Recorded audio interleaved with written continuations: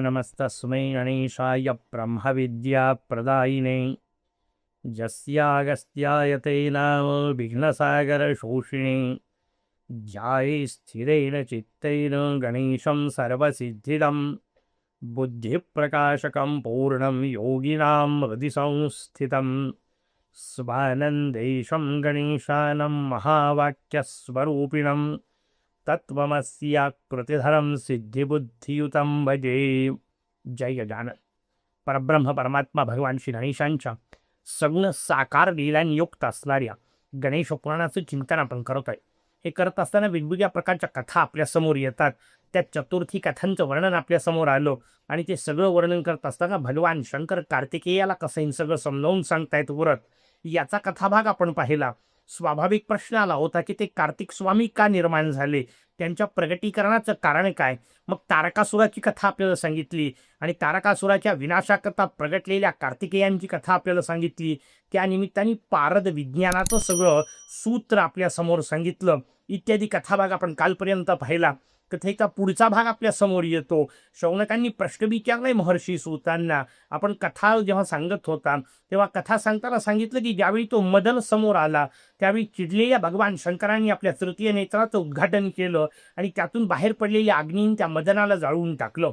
मदन नष्ट झालेला आहे, मेलेला आहे, जळालेला आहे अशी अवस्था आहे.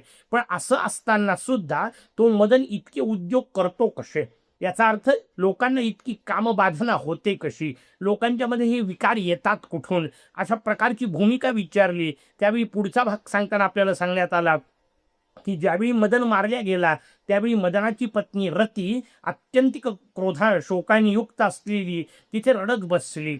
या मदनाच्या राखेवर रतीच्या डोळ्यातून जे पाणी पडलं त्यातून एक दौना नावाची वनस्पती निघाली असं गाणपत्य तत्वज्ञान आपल्याला सांगतं. संप्रदाय आपल्याला सांगतो की दौना नावाची एक वनस्पती त्यातून निघाली. आजही आपल्या लक्षात येईल अत्यंत कामोत्तेजक अशा प्रकारची ही वनस्पती आहे आणि ही भगवंताला समर्पित करण्याची पद्धत आहे. या निमित्ताने मी माझ्या कामना, मी माझ्या वासना मोरया तुला समर्पित करतो, ही त्याची भूमिका असते. ती भूमिका आपल्याला समजून घ्यायची. चैत्र शुद्ध चतुर्थीला दमनार्पण नावाचा विशेष विधी आपल्याकडे केला जातो. त्याचंही वर्णन आपल्या समोर सांगितलं. ज्यावेळी ती रडतीये त्यावेळी भगवान शंकर नंतर प्रसन्न झाले, कारण तिने शंकराने विनंती केली, अहो सगळ्या देवांचं काम झालं, तारकासूर मारल्या गेला, तुमचं लग्न झालं, या सगळ्यात माझा नवरा मध्यामध्ये गेला, उपाय काय त्याच्यावर. भगवान शंकरांनी तिला गणेश उपासना सांगितली. भगवान शंकर सांगतात ठीक आहे तुझा पती प्रत्यक्ष देह स्वरूपात नसेल पण आता त्याला अंग नसलेल्या अवस्थेत अनंग स्वरूपात तो तुझ्यासोबत तपश्चर्या करेल. त्या सूक्ष्म देहाने त्या मदनाने तपश्चर्या केली. दोघांनी मिळून तपश्चर्या करून भगवान गणेशांना प्रसन्न करून घेतलं. आज हे तपश्चर्येचं स्थान आपल्याला श्री क्षेत्र नाशिकमध्ये पाहायला मिळतं. गोदावरीच्या पश्चिम किनाऱ्यावर, ज्याला सध्या आपण हिंगण्यांचा गणपती म्हणून ओळखतो, तिथे आपल्याला हे स्थान पाहायला मिळतं. इथे रती मदन स्थापित भगवान गणेश असं वर्णन त्या स्थानाचं आहे. कायम लक्षात घ्यावा. जेव्हा अशा प्रकारच्या कथा येतात तेव्हा काही गोष्टी आम्हाला सूत्ररूपात वेगळे समजून घेतल्या पाहिजे. म्हणजे आमच्या यवतमाळ जिल्ह्यामध्ये दारोहा नावाचं क्षेत्र आहे. मूळ क्षेत्राचं नाव द्वारका असंच, द्वारावती हे मूळ संस्कृत नाव. त्या द्वारावतीचं गुजराती भाषेत द्वारका झालं, इकडे मराठी भाषेमध्ये वराडी भाषेमध्ये द्वारका झालं, दारवा झालं. दोन बाजूला दोन नावं, दोन्ही द्वारावती. दोन्ही जागी भगवान श्रीकृष्णांचा संबंध आहे. द्वारकेचा संबंध कसा, तर त्याचं उत्तर आहे श्रीकृष्ण विदर्भाचे जावई आहे, अमरावतीला आले, आईसाहेब रुक्मिणीला तिथून उचललं, कुंडिनपूरची ती राजकुमारी, या आईसाहेब रुक्मिणीचं हरण तिथून केलं. सामान्यतः हिशोब हा आहे की जर पळवून नेलं तर कुणीकडे जातील, गुजरातच्या दिशेला, द्वारकेच्या दिशेला. त्याच्यामुळे स्वाभाविक पाठलाग तिकडे होणार. भगवान श्रीकृष्णांची नीती आहे सगळं लोक विलक्षण करायचं. ते पूर्ण उलट्या दिशेला विदर्भात शिरले. आज जिथे दारव्हा नावाचं गाव आहे तिथे येऊन थांबले असं वर्णन आहे. तिथे पहिले गाव नव्हतं, त्या जागेचा विषय नुसता आहे. तिथे येऊन थांबले. नंतर मागून बलभद्र आले, बलराम दादा आले, त्यांनी सगळा संहार केला वगैरे वगैरे. सगळा हिशोब आपल्याला महाभारतामध्ये भागवतामध्ये पाहायला मिळतो. आणि त्यानंतर इथे दोघांनी मिळून पहिल्यांदा बलरामांना प्राप्त भेटल्यानंतर पहिल्या दिवशी पूजन करायचं. आपल्याकडची एक पद्धत असते. नवीन लग्न झाल्यानंतर जेव्हा ती नववधू घरात येते तेव्हा तिच्यासोबत लक्ष्मी पूजन केलं जातं. पण आता लक्षात घ्या, भगवान श्रीकृष्णांचा हिशोब आहे. उचलून आणली आहे ती देवी रुक्मिणी आहे, मा लक्ष्मीच आहे. त्या मा लक्ष्मीच्या सोबत लक्ष्मीचंच पूजन काय करणार? या दोघांनी मी गणेश पूजन केलं असं वर्णन आहे. भगवान पुष्टीपतींचं स्थान स्थापन केलं. दारव्यामध्ये आपल्याला हे स्थान आजही पाहायला मिळतं. या स्थानाचं मी वर्णन करत होतो. भगवान श्रीकृष्णांनी मांडलेली 2 गणेश स्थान आहेत. एक बारामती तालुक्यामध्ये सुप नावाचं गाव आहे, त्याचं मोरगावपासून अगदी जवळ असलेलं त्या सुप्याला भगवान श्रीकृष्णांनी मांडलेले पुष्टीपतीच गणेश आहेत. तिथेही नाव पुष्टीपती आहे, इथेही नाव पुष्टीपती आहे. सत्यविनायक नावाचं भगवान गणेशांचं अत्यंत दिव्य व फलदायी अशा प्रकारचं व्रत आहे. त्या व्रतातही मोरयाचं पुष्टीपती स्वरूपाचं वर्णन आहे. भगवान गणेशांचा पुष्टीपती नावाचा अवतार वैशाख शुद्ध पौर्णिमेला सूर्योदयाला होत असतो. इत्यादी सगळ्या कथा आपल्याला वेगवेगळ्या जागी पुराणांमध्ये पाहायला मिळतात. इथे मी आपल्याला वर्णन यासाठी सांगत होतो की हे जे दारव्याचं स्थान आहे, या दारव्याला मी प्रवचन करत असताना सांगत होतो की हे भगवान श्रीकृष्णांनी स्थापन केलेलं स्थान आहे. एक जण उभा राहिला, त्याने मला सांगितलं, म्हणजे नाही, मूर्ती तितकी जुनी वाटत नाही. ही मूर्ती जी आहे ती फार फार तर पेशवेकालीन असू शकते, फार फार ते 400-500 वर्षापूर्वीची मूर्ती आहे. तुम्ही म्हणताय त्या पद्धतीने हे काही महाभारत काळातलं वाटत नाही. मी त्याला सांगितलं, म्हटलं शांतपणे समजून घे. मी वाक्य वापरलं, हे स्थान आहे जिथे भगवान श्रीकृष्णांनी गणेश पूजन केलं. या मूर्तीचं केलं असं मी म्हटलंय का? त्याचं उत्तर आहे नाही. का? कारण मूर्ती बदलल्या जात होत्या. काळ वेगवेगळा आला, त्या काळानुसार मूर्ती टिकत नाही. काही वेळा आक्रमणं झाले, त्या आक्रमणात मूर्ती भंजन केल्या गेलं. या सगळ्या याच्यात मूर्ती बदलत राहिल्या. प्रश्न मूर्तीचा नाहीये, मूर्तीच्या ठिकाणी जे स्थान आहे त्या स्थानाचं महात्म्य आहे. मी तुम्हाला मुद्दाम हिंगण्याच्या गणपतीच्या निमित्ताने सांगतोय. आज आपण तिथं जाऊन जेव्हा पाहाल तेव्हा मूर्ती प्राचीन आपल्याला कदाचित वाटणार नाही, पण लक्षात ठेवायचं असतं, मूर्ती नंतरच्या काळात बदललेली असू शकते. स्थान महत्वाचं असतं. त्या स्थानाचं महात्म्य जे आहे ते समजून घ्यायचंय. मदनानी आणि देवी रतीनी केलेली उपासना नाशिक क्षेत्राला आपल्याला पाहायला मिळते. रती मदनांतक स्वरूप भगवान शंकरांचं आपण पाहिलं मदनांतक स्वरूप, आणि रती मदन पूजित भगवान गणेश आपल्याला नाशिक क्षेत्रात पाहायला मिळतात.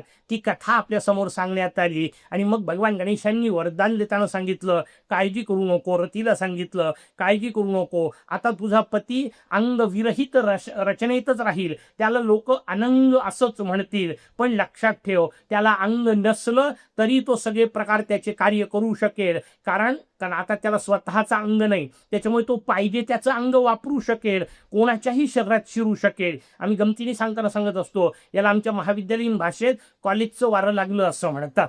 ते मदनाचा स्पर्श त्याच्यामध्ये झाला, मदनाचा शिरकाव झाला. गमतीचा भाग बाजूला ठेवू, भाव त्यातला समजून घ्या. आता मदन कोणाच्याही शरीराचा उपयोग करू शकतो, कारण त्याला स्वतःचं शरीर नाहीये. आणि मग देवी रतीला सांगण्यात आलं, ती म्हणजे हे तर ठीक आहे, हे तत्व म्हणून झालं, हा जगाचा हिशोब झाला. विश्वरचना पुढे चालत राहण्याकरता, मदनाचं कार्य पुढे चालत राहण्याकरता तुम्ही हा आशीर्वाद दिला. माझं काय? हे म्हणाले, काळजी करू नको, तुझी सोय करू. पुढे भगवान श्रीकृष्ण रूपात जेव्हा प्रगट होत तेव्हा श्रीकृष्ण रूपामध्ये प्रगट झाल्यानंतर देवी रुक्मिणीशी जेव्हा विवाह होईल, म्हणून त्या कथा मी सगळ्या एकत्र सांगितल्या.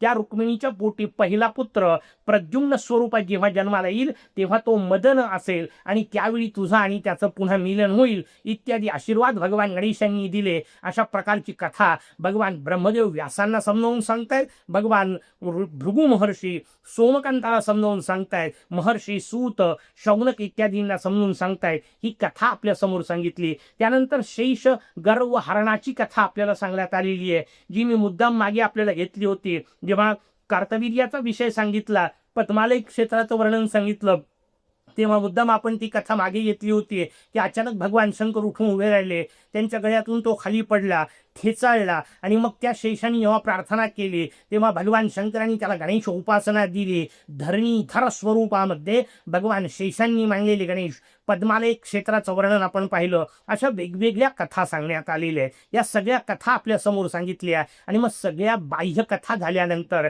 भगवान ब्रह्मदेव सांगतात, आता मी माझी गणेश उपासना तुला सांगतो, मी कशी गणेश उपासना केली. मग त्या पद्धतीने, जी पद्धती आपण चतुर्थीच्या व्रताच्या निमित्ताने पाहिली, तशा पद्धतीने मी गणेशाची प्रत्यक्ष पूजा कशी करतो, प्रत्यक्ष पूजेनंतर मानस पूजा कशी करतो, मानस पूजेनंतर मी गणेश एकाक्षरी महामंत्राचा जप कसा करतो, वेगवेगळे मंत्र सांगितलेले 8 कोटी मंत्रांचं वर्णन सांगितलंय शास्त्राने. गणेशाचे 8 कोटी मंत्र आहेत.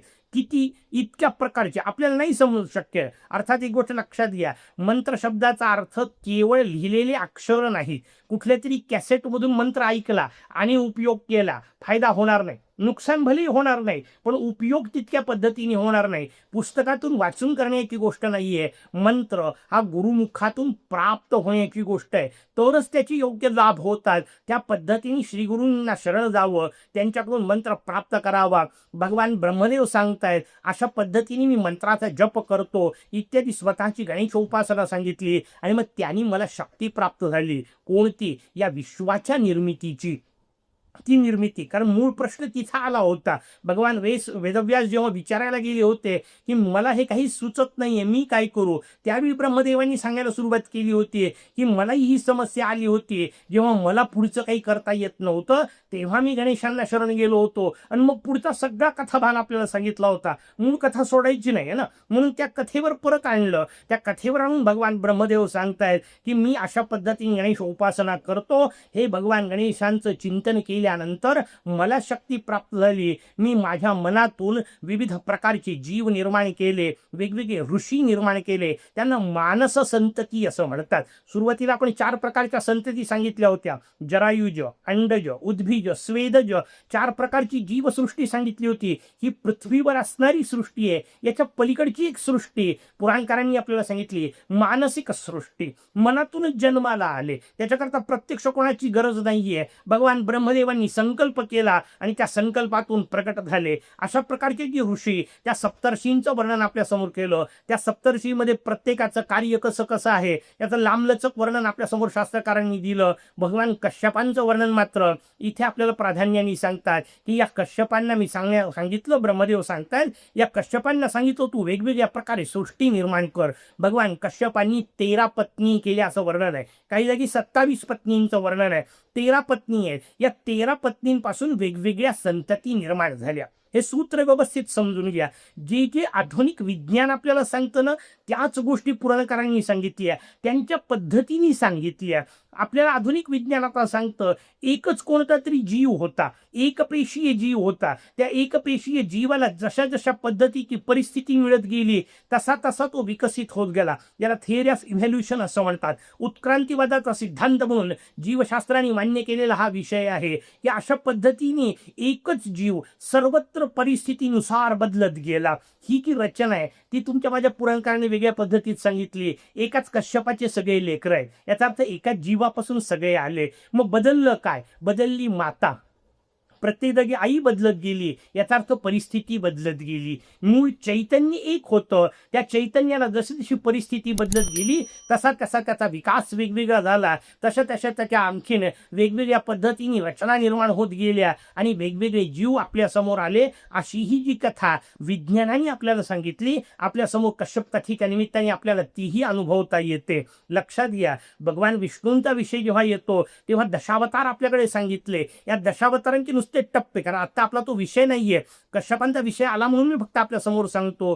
थिअरी ऑफ इव्हॅल्युशनचा पुढचा प्रकार जो त्यांनी सांगितला, उत्क्रांतीवादामध्ये कशा कशा पद्धतीने माणूस जन्माला आला, माणसापर्यंत उत्क्रांती कशी झाली, जे टप्पे सांगितले ना तशाला तसे टप्पे तुमच्या माझ्या दशावतार कथेने सांगितले. पहिला स्पाइस, एकच जीव निर्माण झालेला आहे, स्पीसीज ज्याला म्हटलं गेलं. आपल्याकडे जलीय जीव ज्याला म्हटलं गेलं. मग आपला पहिला अवतार मत्स्य सांगितला. मग बाहेर आला, उभयचर झाला, ॲम्फिबिया ज्याला म्हणतात. त्या ॲम्फिबियाचं वर्णन आपल्या समोर आलं. मग दोन्हीकडे चालणारा म्हणजे पाण्यात आणि बाहेर. आपल्याकडे दुसरा अवतार कच्छ अवतार सांगितला. मॅमेलिया तिसरा प्रकार सांगितला. सस्तन प्राणी जन्माला आले, स्वतःला पायावर उचलणारे प्राणी जन्माला आले. आपल्याकडे वराह अवतार सांगितला. प्रायमेटस रचना सांगितली आपल्याला शास्त्राने, उत्क्रांतीवादाने. अर्धा मनुष्य अर्धा पशु, डोकं आणखीन त्याचं विकसित झालेलं नाहीये, म्हणजे डोकं मानवीय प्रवृत्तीत गेलेलं नाहीये. मग आपल्याकडे चौथा अवतार सांगितला, नरसिंह. इथं खरं तर थांबतं. याच्यानंतर मानव झाला एवढं वर्णन करून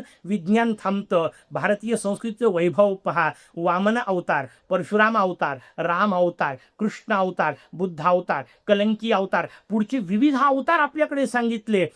मानवाचा सुद्धा विकास कसा होतो, पण सोडून देऊ, तो आत्ता आपला विषय नाही. मला आपल्याला सांगायचं आहे, भगवान कश्यपांच्या माध्यमातून वेगवेगळ्या प्रकारची सृष्टी निर्माण कशी केली. या सगळ्यांनी गणेश उपासना ही पुराणाची पद्धती आहे. प्रत्येक जण तयार होतो, त्यांना त्यांना काही काही शक्ती आहेत. त्या ज्या शक्ती आहेत त्या शेवटी भगवान गणेशांच्या आहेत हे सांगण्याकरता या प्रत्येकाने केलेली गणेश उपासना वर्णन केलेली असते.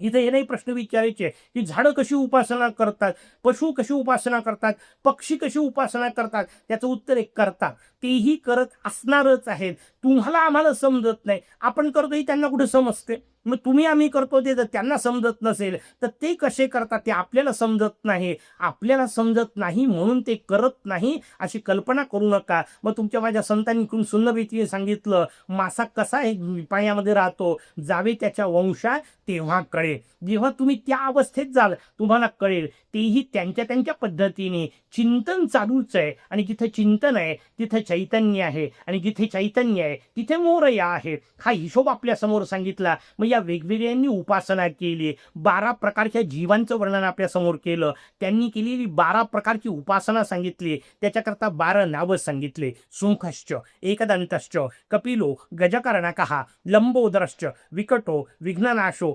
गणाधिपः, धूम्रकेतुः, गणाध्यक्षो, भालचंद्रो, गजाननः. आपल्याला सगळ्यांना पाठ असलेला श्लोक. या पद्धतीचे 12 नावं सांगितले. या 12 नावांनी उपासना करायला सांगितली. 12 नावांचा संबंध लक्षात घ्या, 12 महिन्यांशी आहे. म्हणून वेगवेगळ्या मासांमध्ये चैत्रामध्ये सुमुखाचं नाव घ्यावं, सुमुख नावाचं चिंतन करावं, त्या नावाचा अर्थ समजून घ्यावा. स्नानाच्या वेळी असेल, पूजेच्या वेळी असेल, भोजनाच्या आरंभी असेल, या नावाचा उच्चार करून ते कार्य करावेत. असं चैत्रामध्ये सुमुख, वैशाखामध्ये एकदंत, वेगवेगळी 12 नावं सांगितले. सध्या अधिक मास चालू आहे, त्याच्यात धुंडीराजाचं वर्णन सांगितलं. इथे धुंडीराजाचं नाव घेत प्रत्येक कार्य करावं. अशा प्रकारची विविध रचना जीवनात कशी असावी ते आपल्यासमोर सांगितलं. आणि मग हे सगळं सांगून भगवान वेदव्यासांच्या समोर भगवान ब्रह्मदेव थांबलेले आहेत. भगवान शौनकांच्या समोर महर्षी सूत थांबले. कशा करता म्हणे पहिला भाग झाला. इथपर्यंत जो भाग आलेला आहे त्याला उपासना खंड असं म्हणतात. 2 भाग आहेत. उपासना खंड एक आहे, क्रीडा खंड दुसरा भाग आहे. हा जो उपासना खंड आहे तो थोडक्यात पाहता पाहता आपले 20 दिवस गेलेत, लक्षात घ्या. मी थोडक्यात यासाठी म्हटलं की सगळ्या कथा संभवच नव्हत्या. काही कथा त्या निमित्ताने काही भूमिका आपल्या समोर ठेवल्या तरी आपल्याला 20 दिवस लागले. उपासना खंड त्या मानाने लहान आहे. इथून पुढचा जो क्रीडाखंड सुरू करणार आहोत तो आणखीन मोठा आहे. आपल्याजवळ दिवस उरले 9. त्या 9 दिवसांमध्ये आपण त्या कथा समजून घेण्याचा प्रयत्न करणार आहे. तुम्हाला असं का सांगताय त्याचं उत्तर समजून घ्या. सगळं पुराण सांगणे किंवा पुराणातली प्रत्येक कथा सांगणे किंवा पुराणातली प्रत्येक कथा उलगडून दाखवणे हा आपला आता उद्देशच नाहीये. पुराण कथांकडे पाहायचं कसं हे मला आपल्या समोर सांगायचंय. पुराण कथा का तशा तयार झाल्या हे आपल्याला समजून घ्यायचंय. आणि त्या सगळ्यांच्या मधून ते आपल्याला उपासनेचं सूत्र कसं सांगतायत ते समजून घ्यायचंय. म्हणून म्हटलं की सगळं विसरत चालेल. हे शेवटचे 12 नावं लक्षात ठेवा. सुमुखश्च, एकदंतश्च, कपिलो, गजकर्णकः, लंबोदरश्च, विकटो, विघ्ननाशो, गणाधिपः, धूम्रकेतुर्गणाध्यक्षो, भालचंद्रो, गजाननः. सगळीकडे वापरायचे. कुठल्याही गोष्टीच्या आधी ह्या 12 नावांचा उच्चार करून. म्हणजे आपल्याकडे किती सुंदर शब्द आहे. त्याच्या पुढचे श्लोक वापरले, फलश्रुती स्वरूपात वापरली, किंवा याचा वापर कसा करावा हे सांगताना सांगितलं. संग्रामे संकटे चैव विघ्नस्तस्य न जायते. कुठेही वापरलं तरी कुठे कुठे वापरलं. विद्यारंभे, विवाहीच, प्रवेशे, निर्गमे तथा संग्रामे संकटे चैव विघ्नस्तस्य न जायते. विद्यारंभ असेल, कुठलाही अभ्यास करायचा असेल, विवाहेच संसार करायचा असेल, विद्यारंभी विवाहेच प्रवासे प्रवास करायचा असेल, निर्गमे तथा एखादी गोष्ट सोडून दुसरीकडे जायचं असेल, सगळे कार्य करत असताना मोरयाचं नाव घ्यावं एवढं आपल्या कामाचं. बाकीच्या गोष्टी बाजूला ठेवू, कारण त्या सगळ्यातून शेवटी तेवढंच स्वीकारायचंय. निचोड काय आहे, मथित अर्थ काय आहे, भगवन नाम घेत राहावं श्वास चालत असेपर्यंत. गजानन गजानन गजानन त्या श्वासावर बसलेलं असावं हे सांगण्याकरता त्याला उपासना असं म्हणतात. म्हणून ही सगळी जी गोष्ट सांगितली, त्याला उपासना खंड असं म्हटलं. या उपासना खंडाचा विषय आपल्यासमोर थांबवला आणि त्यानंतर क्रीडाखंड आपल्यासमोर येणार. या क्रीडाखंडाच्या निमित्ताने त्याचं नावच क्रीडा आहे. मोरयांनी ज्या क्रीडा केल्या, मोरयांनी ज्या वेगवेगळ्या लीला केल्या, 3 वेगवेगळे युग आपल्यासमोर झाले. त्या 3 युगात जे 3 अवतार झाले, त्या अवतारांच्या कथा आपल्यासमोर येतील. कृतयुगामध्ये झालेला विनायक अवतार, त्रेतायुगामध्ये झालेला मयुरेश्वर अवतार, द्वापार युगामध्ये झालेला गजानन अवतार, या वेगवेगळ्या अवतारांच्या लीला, त्या लीलांमधून माझ्या उपयोगी असणाऱ्या काही मोजक्या गोष्टी, त्यांचा विचार उद्यापासून करू. तोपर्यंत जय गजानन. गणेश भक्तांनो, आपल्या चॅनेलला सबस्क्राईब करा, व्हिडिओला लाईक करा आणि आपल्या मित्रपरिवारासोबत नक्की शेअर करा. जय गणेश.